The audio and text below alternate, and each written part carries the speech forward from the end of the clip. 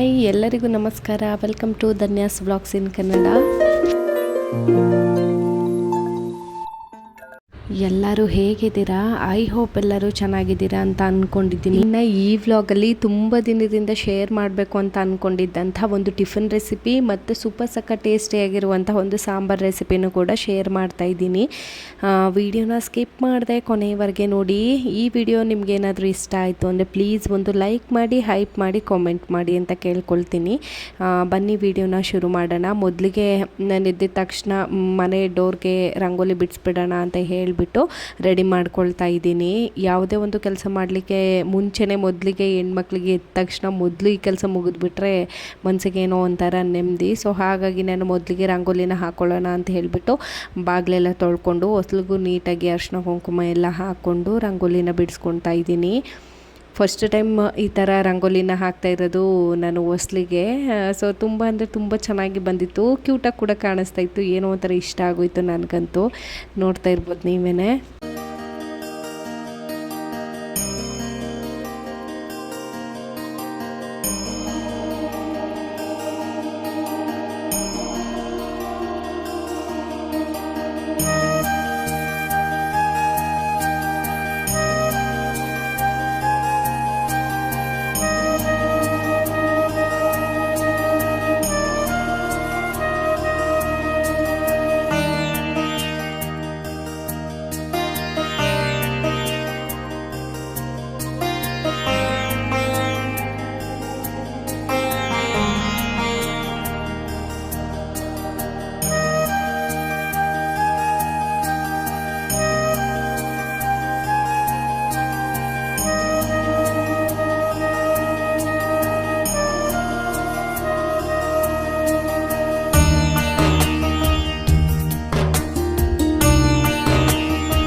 ಹೊಸ್ಲಿಗೆಲ್ಲ ರಂಗೋಲಿನೆಲ್ಲ ಬಿಡಿಸ್ಕೊಂಡಿದ್ದಾಯಿತು. ರಂಗೋಲಿ ಹೇಗೆ ಬಂದಿದೆ ಅಂತ ಹೇಳಿ ಕಾಮೆಂಟ್ ಮಾಡಿ ಆಯಿತಾ. ಅದಾದ ನಂತರ ತುಂಬ ದಿನದ ಹಿಂದೆ ಶೂಟ್ ಮಾಡಿರುವಂಥ ಬ್ರೇಕ್ಫಾಸ್ಟ್ ರೆಸಿಪಿನ ಶೇರ್ ಮಾಡ್ಕೊಳ್ತಾ ಇದ್ದೀನಿ. ಪಾಲಕ್ ದಾಲ್ ಕಿಚಡಿ ಅಂದ್ಬಿಟ್ಟು ತುಂಬ ಅಂದರೆ ತುಂಬಾ ಆರೋಗ್ಯಕ್ಕೆ ಒಳ್ಳೆಯದು. ಆಮೇಲೆ ಮಕ್ಳಿಗೂ ಕೂಡ ಅಷ್ಟೇ ತುಂಬ ತರಕಾರಿಗಳನ್ನ ತಿನ್ನಲಿಕ್ಕೆ ಹಠ ಮಾಡ್ತಾರೆ. ಅಥವಾ ನಿಮ್ಮ ಮನೇಲೂ ಕೂಡ ತರಕಾರಿಗಳು ಅಂದರೆ ಸಾಕು ಸೈಡ್ಗೆ ಆಯ್ದು ಇಟ್ಬಿಟ್ಟು ಬರೀ ಅನ್ನ ಮಾತ್ರ ತಿನ್ನುವಂಥವ್ರಿಗೆ ಈ ಒಂದು ರೆಸಿಪಿ ಹೇಳಿ ಮಾಡಿಸಿದ್ದು ಅಂತಲೇ ಹೇಳ್ಬೋದು. ಬನ್ನಿ ಹೇಗೆ ಮಾಡೋದು ಅಂತ ಹೇಳಿಬಿಟ್ಟು ನೋಡ್ಕೊಂಡು ಬರೋಣ. ಮೊದಲಿಗೆ ನಾನೊಂದು 2-3 ಕಟ್ಟು ಪಾಲಕ್ ಸೊಪ್ಪನ್ನು ನೀಟಾಗಿ ತೊಳೆದ್ಬಿಟ್ಟು ಚೆನ್ನಾಗಿ ಬೇಯಿಸಿ ತಣ್ಣಗಾಗಲಿಕ್ಕೆ ಇಟ್ಕೊಂಡು, ತಣ್ಣಗಾಗಿದ್ದಾದ ನಂತರ ಒಂದು ಮಿಕ್ಸಿಗೆ ಹಾಕ್ಕೊಂಡು ಅದನ್ನ ರುಬ್ಬಿ ಪಕ್ಕಕ್ಕೆ ಎತ್ತಿಟ್ಕೊಳ್ಬೇಕು. ನೆಕ್ಸ್ಟ್ ನಾನಿಲ್ಲಿ ಬೆಳ್ಳುಳ್ಳಿ ಮತ್ತು ಶುಂಠಿನ ತೊಗೊಂಡಿದ್ದೀನಿ. ನೀಟಾಗಿ ಸ್ವಲ್ಪ ತರ್ತರಿಯಾಗಿ ಜಜ್ಜಿ ಇಟ್ಕೊಂಡ್ರೆ ಸಾಕಾಗತ್ತೆ. ಅದಾದ ನಂತರ ಸ್ಟವ್ನ ಹಚ್ಕೊಂಡು ಸ್ಟವ್ ಮೇಲೆ ಒಂದು ಪ್ಯಾನ್ನ ಇಟ್ಕೊಂಡು ಪ್ಯಾನ್ ಕಾದಿದ್ದಾದ ನಂತರ ಎಣ್ಣೆನ ಹಾಕ್ಕೊಳ್ತಾ ಇದ್ದೀನಿ. ನೋಡ್ತಾ ಇದ್ದೀರಾ ಅಲ್ವಾ ನೀವೇ. ಪಲಾವ್ ಎಲೆ, ಕಸೂರಿ ಮೆಥಿ, ಮರಾಠಿ ಮೊಗ್ಗು ಇಷ್ಟನ್ನು ಹಾಕ್ಕೊಂಡು ನೆಕ್ಸ್ಟ್ ನಾನಿಲ್ಲಿ ಗೋಡಂಬಿನ ಸೇರಿಸ್ಕೊಳ್ತಾ ಇದ್ದೀನಿ. ಗೋಡಂಬಿ ಆಗಿದ್ದಾದ ನಂತರ ಒಣಮೆಣ್ಸಿನ್ಕಾಯಿನ ಸೇರಿಸ್ಕೊಳ್ತಾ ಇದ್ದೀನಿ. ಇಷ್ಟನ್ನು ಸೇರಿಸ್ಬಿಟ್ಟು ನೀಟಾಗಿ ಒಮ್ಮೆ ರೋಸ್ಟ್ ಮಾಡ್ಕೊಳ್ಬೇಕು. ಎರಡೂ ರೋಸ್ಟ್ ಆಗಿದ್ದಾದ ನಂತರ ಜಜ್ಜಿ ಇಟ್ಕೊಂಡಿದ್ವಿ ಅಲ್ವಾ ಶುಂಠಿ ಬೆಳ್ಳುಳ್ಳಿ ಪೇಸ್ಟು, ಅದನ್ನು ಕೂಡ ಹಾಕ್ಬಿಟ್ಟು ಈ ಥರ ನೀಟಾಗಿ ಫ್ರೈ ಮಾಡ್ಕೊಳ್ತಾ ಇದ್ದೀನಿ. ಶುಂಠಿ ಬೆಳ್ಳುಳ್ಳಿ ಪೇಸ್ಟ್ ಈ ಥರ ತರ್ತರಿಯಾಗಿದ್ದರೆ ತಿನ್ನಬೇಕಾದ್ರೆ ಚೆನ್ನಾಗಿ ಬಾಯಿಗೆ ಸಿಗುತ್ತೆ. ಆವಾಗ ಟೇಸ್ಟ್ ಇನ್ನೂ ತುಂಬ ಚೆನ್ನಾಗಿರುತ್ತೆ. ತರಕಾರಿನ ನಾನಿಲ್ಲಿ ಕ್ಯಾರೆಟು, ಬೀನ್ಸು, ಬಟಾಣಿನ ತೊಗೊಂಡಿದ್ದೀನಿ. ನೀವು ಬೇಕಾದರೆ ನಿಮ್ಗೆ ಇಷ್ಟವಾಗಿರುವಂತಹ ತರಕಾರಿಗಳನ್ನ ತೊಗೊಳ್ಬೋದು. ಕ್ಯಾಪ್ಸಿಕಮ್ಮು ಅಥವಾ ಆಲೂಗಡ್ಡೆ ತೊಗೊಳ್ತೀನಿ ಅಂದ್ರೂ ತೊಗೊಳ್ಬೋದು. ಇಷ್ಟನ್ನು ಹಾಕ್ಕೊಂಡು ನೀಟಾಗಿ ಫ್ರೈ ಮಾಡ್ಕೊಳ್ಬೇಕು. ಹಸಿ ವಾಸನೆ ಕಂಪ್ಲೀಟಾಗಿ ಹೋಗಿದ್ದಾದ ನಂತರ ರುಬ್ಬಿ ಇಟ್ಕೊಂಡಿರುವಂತಹ ಪಾಲಕ್ ಸೊಪ್ಪನ್ನು ಕೂಡ ಇದಕ್ಕೆ ಸೇರಿಸ್ಕೊಳ್ಬೇಕು. ಇವಾಗ ನೀಟಾಗಿ ತಿರ್ವಾಕೊಂಡು ಬೇಯಿಸ್ಕೊಳ್ಬೇಕು. ನಾವು ಹಾಕಿರುವಂತಹ ಪಾಲಕ್ ಸೊಪ್ಪು ಚೆನ್ನಾಗಿ ತರಕಾರಿಗೆ ಹಿಡಿಯೋ ಹಾಗೆ ನೀಟಾಗಿ ಫ್ರೈ ಮಾಡಿಕೊಂಡು 1-2 ಟೇಬಲ್ ಸ್ಪೂನ್ ಆಗೋಷ್ಟು ಗರಂ ಮಸಾಲ, 2 ಟೇಬಲ್ ಸ್ಪೂನ್ ಆಗೋಷ್ಟು ರೈಸ್ ಬಾತ್ ಪೌಡರು ಮತ್ತು 1 ಟೇಬಲ್ ಸ್ಪೂನ್ ಆಗೋಷ್ಟು ಅಚ್ಚ ಖಾರ ಪುಡಿನ ತೊಗೊಂಡಿದ್ದೀನಿ. ನೀಟಾಗಿ ಹಾಕ್ಕೊಂಡು ಮಿಕ್ಸ್ ಮಾಡ್ಕೊಳ್ಬೇಕು. ಘಮ ಅಂತೂ ತುಂಬ ಚೆನ್ನಾಗಿ ಬರ್ತಾ ಇರುತ್ತೆ. ಮಿಸ್ ಮಾಡದೆ ಟ್ರೈ ಮಾಡಿ ಆಯಿತಾ. ಇದಾಗಿದ್ದಾದ ನಂತರ ನಾನಿಲ್ಲಿ 1 ಲೋಟದಲ್ಲಿ 3/4 ಲೋಟ ಆಗುವಷ್ಟು ಬೇಳೆನ ತೊಗೊಂಡಿದ್ದೀನಿ. ಅದೇ ಲೋಟದಲ್ಲಿ 3/4 ಲೋಟ ಆಗುವಷ್ಟು ಅಕ್ಕಿನ ತೊಗೊಂಡಿದ್ದೀನಿ. ಎರಡೂ ಸೇಮ್ ಕ್ವಾಂಟಿಟಿಲಿ ತೊಗೊಬೇಕು. ಎರಡೂ ನೀಟಾಗಿ ವಾಶ್ ಮಾಡಿಕೊಂಡು ಇವಾಗ ಒಗ್ಗರಣೆ ಹಾಕಿದ್ವಿ ಅಲ್ವಾ ಅದಕ್ಕೆ ಹಾಕ್ಕೊಂಡು ನೀಟಾಗಿ ಮಿಕ್ಸ್ ಮಾಡ್ಕೊಳ್ಬೇಕು. ಅಕ್ಕಿ ತರಕಾರಿ ಎಲ್ಲ ನೀಟಾಗಿ ಮಿಕ್ಸ್ ಆಗೋ ಥರ ಒಂದು ಸರ್ತಿ ಈ ಥರ ಕೈ ಆಡಿಕೊಂಡು ನೀರನ್ನು ಸೇರಿಸ್ಕೊಳ್ತಾ ಇದ್ದೀನಿ. ನಾನಿಲ್ಲಿ ಒಂದು 5 ಲೋಟ ನೀರನ್ನು ಸೇರಿಸ್ಕೊಳ್ತಾ ಇದ್ದೀನಿ. ಏನಕ್ಕೆ ಅಂದರೆ ಇದು ಸ್ವಲ್ಪ ಈ ಬಿಸಿಬೇಳೆ ಬಾತೆಲ್ಲ ಮಾಡ್ತೀವಿ ನೋಡಿ ತೆಳ್ಳಗೆ, ಆ ಥರ ಆದರೆ ತುಂಬ ಚೆನ್ನಾಗಿರುತ್ತೆ ತಿನ್ನಲಿಕ್ಕೆ. ಅದಕ್ಕಾಗಿ ನಾನು ಒಂದು 5 ಲೋಟ ನೀರನ್ನು ಸೇರಿಸ್ಕೊತಾ ಇದ್ದೀನಿ. ತೆಳ್ಳಗೆ ಮಾಡ್ಕೊಂಡು ತಿಂದಷ್ಟು ತುಂಬಾ ಟೇಸ್ಟಿಯಾಗಿರುತ್ತೆ ಅಂತಲೇ ಹೇಳ್ಬೋದು. ಇಷ್ಟನ್ನು ಹಾಕಿಬಿಟ್ಟು ನೀಟಾಗಿ ಮಿಕ್ಸ್ ಮಾಡಿಕೊಂಡು ರುಚಿಗೆ ತಕ್ಕಷ್ಟು ಉಪ್ಪನ್ನು ಹಾಕಿಬಿಟ್ಟು ಟೇಸ್ಟನ್ನು ಚೆಕ್ ಮಾಡ್ಕೊಳ್ಳಿ. ಒಂದು ಕುದಿ ಬರೋ ತನಕ ಕುಕ್ಕರ್ ಲಿಟ್ಟನ್ನು ಕ್ಲೋಸ್ ಮಾಡಬೇಡಿ. ಇವಾಗ ನೋಡಿ ಚೆನ್ನಾಗಿ ಕುದೀತಾ ಇದೆ. ಸೊ ಎಲ್ಲನೂ ಇನ್ನೊಮ್ಮೆ ನೀಟಾಗಿ ಮಿಕ್ಸ್ ಕೊಟ್ಬಿಟ್ಟು ಇವಾಗ ನಾನು ಕುಕ್ಕರ್ ಲಿಟ್ಟನ್ನು ಕ್ಲೋಸ್ ಮಾಡಿ 2 ವಿಷಲ್ನ ಬಾರಿಸ್ಕೊಳ್ತೀನಿ. ವಿಷಲೆಲ್ಲ ಬಂದು ತಣ್ಣಗಾಗೋವರೆಗೆ ನಾನು ಇದ್ರ ಜೊತೆಗೆ ಸ್ವಲ್ಪ ಒಂದು ದಾಳಿಂಬೆ ಜ್ಯೂಸ್ ಕೂಡ ಮಾಡ್ಕೊಳ್ಳೋಣ ಅಂತ ಹೇಳಿಬಿಟ್ಟು ರೆಡಿ ಮಾಡ್ಕೊಳ್ತಾ ಇದ್ದೀನಿ. ದಾಳಿಂಬೆ ಹಣ್ಣು, ಹಾಲು, ಸ್ವಲ್ಪ ಸಕ್ಕರೆನ ಹಾಕೊಂಡ್ಬಿಟ್ಟು ರುಬ್ಕೊಂಡ್ಬಿಟ್ರೆ ಸೂಪರ್ ಟೇಸ್ಟಿಯಾಗಿರುವಂಥ ಸಿಂಪಲ್ ಆ್ಯಂಡ್ ಟೇಸ್ಟಿ ದಾಳಿಂಬೆ ಜ್ಯೂಸ್ ರೆಡಿನೇ ಆಗೋಗ್ಬಿಡುತ್ತೆ. ಸೊ ಗ್ರೈಂಡ್ ಮಾಡಿರುವಂಥ ಜ್ಯೂಸನ್ನು ನಾನಿವಾಗ ಒಂದು ಲೋಟಕ್ಕೆ ಶಿಫ್ಟ್ ಮಾಡ್ಕೊಳ್ತಾ ಇದ್ದೀನಿ. ಲೋಟಕ್ಕೆ ಶಿಫ್ಟ್ ಮಾಡಿಕೊಂಡು ಡ್ರೈ ಫ್ರೂಟ್ಸ್ ಪೌಡರನ್ನು ಸ್ವಲ್ಪ ಮೇಲ್ಗಡೆ ಈ ಥರ ಉದ್ದುದ್ರಾಗಿ ಉದುರಿಸ್ಕೊಳ್ತಾ ಇದ್ದೀನಿ. ನೋಡಲಿಕ್ಕೆ ತುಂಬ ಡೆಕೋರೇಟಿವ್ ಆಗಿ ಕಾಣುತ್ತೆ ಅಂತ ಹೇಳಿಬಿಟ್ಟು ಅಷ್ಟೇನೆ. ಸೊ ಇಷ್ಟನ್ನು ರೆಡಿ ಮಾಡಿ ಇಟ್ಕೊಳ್ಳೋ ಅಷ್ಟೊತ್ತಿಗೆ ಕುಕ್ಕರು ಕೂಡ ವಿಷಲ್ ಬಂದು ನೀಟಾಗಿ ಆರಿತು. ಇವಾಗ ಕುಕ್ಕರ್ನ ಓಪನ್ ಮಾಡಿ ತೋರಿಸ್ತಾ ಇದ್ದೀನಿ ನೋಡಿ. ಸೊ ನಾನು ತಗೊಂಡಿದ್ದು ಬರೀ ಮುಕ್ಕಾಲು ಲೋಟದಷ್ಟು ಅಳತೆಯಷ್ಟು ಅಕ್ಕಿ ಮತ್ತು ಬೇಳೆ.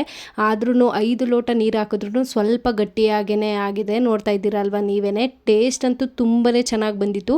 ಬಟ್ ಇನ್ನೊಂದು ಸ್ವಲ್ಪ ತೆಳುವಾಗಿದ್ದಿದ್ರೆ ಚೆನ್ನಾಗಿರ್ತಿತ್ತು ಅಂತ ಅನ್ನಿಸ್ತು. ಅದಾಗಿದ್ದಾದ ನಂತರ ನಾನು ಸ್ವಲ್ಪ ನೀರನ್ನು ಸೇರಿಸ್ಬಿಟ್ಟು ಈ ಥರ ಮಿಕ್ಸ್ ಮಾಡ್ಕೊಳ್ತಾ ಇದ್ದೀನಿ. ನೋಡ್ತಾ ಇದ್ದೀರಲ್ವ, ಸ್ವಲ್ಪ ನೀರು ಮತ್ತು ಉಪ್ಪನ್ನು ಹಾಕ್ಬಿಟ್ಟು ಒಂದೇ ಒಂದು ನಿಮಿಷ ಸ್ಟವ್ ಮೇಲೆ ಬೇಯಿಸ್ಕೊಂಡ್ಬಿಟ್ರೆ ತುಂಬ ತೆಳ್ಳಗೂ ಆಗುತ್ತೆ, ಟೇಸ್ಟಿಯಾಗೂ ಆಗುತ್ತೆ. ಇವಾಗ ನಾನು ಅದನ್ನು ಸರ್ವ್ ಮಾಡ್ಕೊಳ್ತಾ ಇದ್ದೀನಿ. ನೋಡ್ತಾ ಇದ್ದೀರಾ ಅಲ್ವಾ ನೀವೇ. ತುಂಬ ಅಂದರೆ ತುಂಬಾ ಆರೋಗ್ಯಕ್ಕೆ ಒಳಿತಾಗುವಂಥ ಬ್ರೇಕ್ಫಾಸ್ಟ್ ರೆಸಿಪಿ ರೆಡಿನೇ ಆಗೋಗ್ಬಿಡುತ್ತೆ. ಬೆಳಗ್ಗೆ ಈ ಥರ ಒಂದು ದಾಲ್ ಕಿಚಡಿಯನ್ನು ಮಾಡಿಕೊಟ್ರೆ ಯಾರು ತಾನೇ ತಿಂಡಿ ತಿನ್ನಲ್ಲ ಅಂತ ಹೇಳ್ತಾರೆ. ಮಕ್ಳಿಗಾಗಿರ್ಬೋದು, ದೊಡ್ಡವ್ರಿಗಾಗಿರ್ಬೋದು ತುಂಬಾ ಹೆಲ್ದಿ ಆ್ಯಂಡ್ ಟೇಸ್ಟಿ ರೆಸಿಪಿ ಅಂತಲೇ ಹೇಳ್ತೀನಿ. ಈ ರೆಸಿಪಿ ಏನಾದರೂ ನಿಮ್ಗೆ ಇಷ್ಟ ಆಗಿತ್ತು ಅಂದರೆ ಪ್ಲೀಸ್ ಒಂದು ಲೈಕ್ ಮಾಡಿ, ಒಂದು ಕಾಮೆಂಟ್ ಮಾಡಿ ಅಂತ ಕೇಳ್ಕೊಳ್ತೀನಿ. ಇನ್ನು ಈ ರೆಸಿಪಿನ ಶೇರ್ ಮಾಡಿದ್ದಾದ ನಂತರ ನೈಟ್ ಊಟಕ್ಕೆ ಒಂದು ಸೂಪರ್ ಸಖತ್ ಆ್ಯಂಡ್ ಸಿಂಪಲ್ಲಾಗಿ ಮಾಡುವಂಥ ಒಂದು ಸಾಂಬಾರು ರೆಸಿಪಿನ ಶೇರ್ ಮಾಡೋಣ ಅಂತ ಹೇಳಿಬಿಟ್ಟು ಶೇರ್ ಮಾಡ್ಕೊಳ್ತಾ ಇದ್ದೀನಿ. ಮೊದಲಿಗೆ ನಾನಿಲ್ಲಿ ಸ್ಟವ್ನ ಹಚ್ಕೊಂಡು ಒಂದು ಪ್ಯಾನ್ನ ಇಟ್ಕೊಂಡಿದ್ದೀನಿ. ಪ್ಯಾನ್ ನೀಟಾಗಿ ಕಾದಿದ್ದಾದ ನಂತರ ಎಣ್ಣೆನ ಹಾಕ್ಕೊಳ್ತಾ ಇದ್ದೀನಿ. ಎಣ್ಣೆನ 1-2-3 ಟೇಬಲ್ ಸ್ಪೂನ್ ಅಷ್ಟು ಆಗುವಷ್ಟು ಹಾಕ್ಕೊಂಡ್ರೂ ಸಾಕಾಗತ್ತೆ. ನಾನಿವಾಗ ಮೀಡಿಯಮ್ ಸೈಜ್ ಆಗುವಷ್ಟು ಒಂದು ಈರುಳ್ಳಿ, ಕೊತ್ತಂಬರಿ ಸೊಪ್ಪು, ಶುಂಠಿ, 1 ಟೊಮೊಟೊ ಮತ್ತು ಕಾಯಿನ ಕಟ್ ಮಾಡಿ ಇಟ್ಕೊಂಡಿದ್ದೀನಿ. ಇಷ್ಟನ್ನು ಒಂದೊಂದಾಗೆ ಹಾಕ್ಕೊಂಡು ನೀಟಾಗಿ ಫ್ರೈ ಮಾಡ್ಕೊಳ್ಬೇಕು. ಈರುಳ್ಳಿ ನೀಟಾಗಿ ಫ್ರೈ ಆಗಿದ್ದಾದ ನಂತರ ಕೊತ್ತಂಬರಿ ಸೊಪ್ಪು ಮತ್ತು ಶುಂಠಿನ ಸೇರಿಸ್ಕೊಳ್ತಾ ಇದ್ದೀನಿ. ಅದಾಗಿದ್ದಾದ ನಂತರ ನಾನು ಟೊಮೊಟೊನ ಸೇರಿಸ್ಕೊಂಡು ಸಾಫ್ಟ್ ಆಗೋವರೆಗೆ ಹುರ್ಕೊಂಡು ಅದಾಗಿದ್ದಾದ ನಂತರ ಕಾಯಿನ ಹಾಕ್ಕೊಳ್ತಾ ಇದ್ದೀನಿ. 1 ಚಕ್ಕೆ ಮತ್ತು 2 ಲವಂಗನೂ ಕೂಡ ಸೇರಿಸ್ಕೊಳ್ತಾ ಇದ್ದೀನಿ. ಇಷ್ಟನ್ನು ಸೇರಿಸ್ಕೊಂಡು ನೀಟಾಗಿ ಫ್ರೈ ಮಾಡ್ಕೊಳ್ಬೇಕು. ಎಷ್ಟು ಚೆನ್ನಾಗಿ ಫ್ರೈ ಮಾಡ್ತೀರೋ ಅಷ್ಟು ಟೇಸ್ಟಿಯಾಗಿ ಸಾಂಬಾರು ಬರುತ್ತೆ ಅಂತಲೇ ಹೇಳ್ಬೋದು. ಮಿಸ್ ಮಾಡದೆ ಈ ಥರ ಹುರಿದಿನೇ ಈ ಸಾಂಬಾರನ್ನು ಮಾಡಿ ಟೇಸ್ಟ್ ನೀವೇ ಬಂದು ಕಾಮೆಂಟ್ ಮಾಡ್ತೀರಾ ನನಗೆ. ಅದಾಗಿದ್ದಾದ ನಂತರ 3 ಟೇಬಲ್ ಸ್ಪೂನ್ ಆಗುವಷ್ಟು ಮಟನ್ ಸಾಂಬಾರು ಪೌಡರ್ನ ಹಾಕ್ಕೊಂಡು ಎಷ್ಟು ಬೇಕಿತ್ತು ಅಷ್ಟು ನೀರನ್ನು ಹಾಕ್ಕೊಂಡು ರುಬ್ಬಿ ಎತ್ತಿಟ್ಕೊಳ್ಳೋದು ಅಷ್ಟೇ. ನೆಕ್ಸ್ಟ್ ನಾನಿಲ್ಲಿ ಒಂದು ಕುಕ್ಕರ್ನ ತಗೊಂಡು ಎಣ್ಣೆನ ಸೇರಿಸ್ಕೊಳ್ತಾ ಇದ್ದೀನಿ. ಎಣ್ಣೆ ಚೆನ್ನಾಗಿ ಕಾದಿದ್ದಾದ ನಂತರ ನಾನಿಲ್ಲಿ ತರಕಾರಿಗೆ ಅಂತ ಹೇಳಿಬಿಟ್ಟು ಚಪ್ಪರದ ಅವರೆಕಾಯಿ, ಒಂದು ಆಲೂಗಡ್ಡೆ, ಈರುಳ್ಳಿ ಮತ್ತು ಟೊಮೊಟೊನ ತಗೊಂಡಿದ್ದೀನಿ. ಈಗ ಒಂದೊಂದಾಗೆ ಹಾಕ್ಕೊಂಡು ಅದನ್ನು ನೀಟಾಗಿ ಫ್ರೈ ಮಾಡ್ಕೊಳ್ಬೇಕು. ಈರುಳ್ಳಿ ಹಾಕಿ ನೀಟಾಗಿ ಫ್ರೈ ಆದ ನಂತರ ಟೊಮೊಟೊನ ಹಾಕಿ ಸಾಫ್ಟ್ ಆಗೋವರೆಗೆ ಹುರ್ಕೊಂಡು ಆಲೂಗಡ್ಡೆನ ಸೇರಿಸ್ಕೊಂಡು ನೀಟಾಗಿ ಹುರ್ಕೊಂಡು ಅದಾಗಿದ್ದಾದ ನಂತರ ಚಪ್ಪರದ ಅವರೆಕಾಯಿನ ಹಾಕಿಬಿಟ್ಟು ನೀಟಾಗಿ ಫ್ರೈ ಮಾಡ್ಕೊಳ್ತಾ ಇದ್ದೀನಿ. ಇಷ್ಟು ಆಗಿದ್ದಾದ ನಂತರ ನಾನು ಕಡಲೆಕಾಳನ್ನು ನೆನೆಸಿಟ್ಟಿದ್ದೆ. ಒಂದು ನೈಟ್ ಮಲಗುವಾಗ ನೆನೆಸಿಟ್ರೆ ಸಾಕಾಗತ್ತೆ. ಸೊ ಅದನ್ನು ಕೂಡ ಸೇರಿಸ್ಕೊಂಡು ಇವಾಗ ಒಂದು 1/4 ಟೇಬಲ್ ಸ್ಪೂನ್ ಆಗುವಷ್ಟು ಅರಿಶಿನ ಪೌಡರ್ನ ಸೇರಿಸ್ಕೊಂಡು ಮಿಕ್ಸ್ ಮಾಡ್ಕೊಳ್ತಾ ಇದ್ದೀನಿ.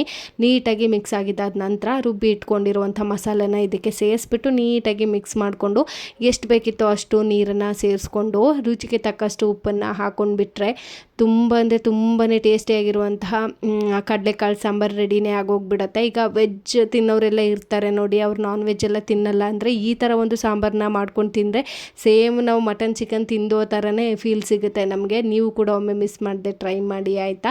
ಇಷ್ಟನ್ನು ಹಾಕ್ಬಿಟ್ಟು ಕುಕ್ಕರ್ ಲಿಟ್ಟನ್ನು ಕ್ಲೋಸ್ ಮಾಡಿ ಒಂದು 4 whistle ಬರ್ಸ್ಕೊಂಡ್ರೆ sambar ರೆಡಿನೇ ಆಗೋಗ್ಬಿಡುತ್ತೆ.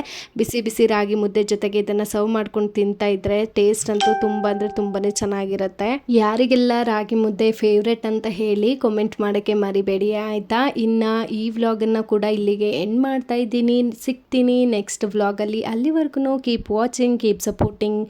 Take care, bye bye, tata ಎಲ್ಲರಿಗೂ.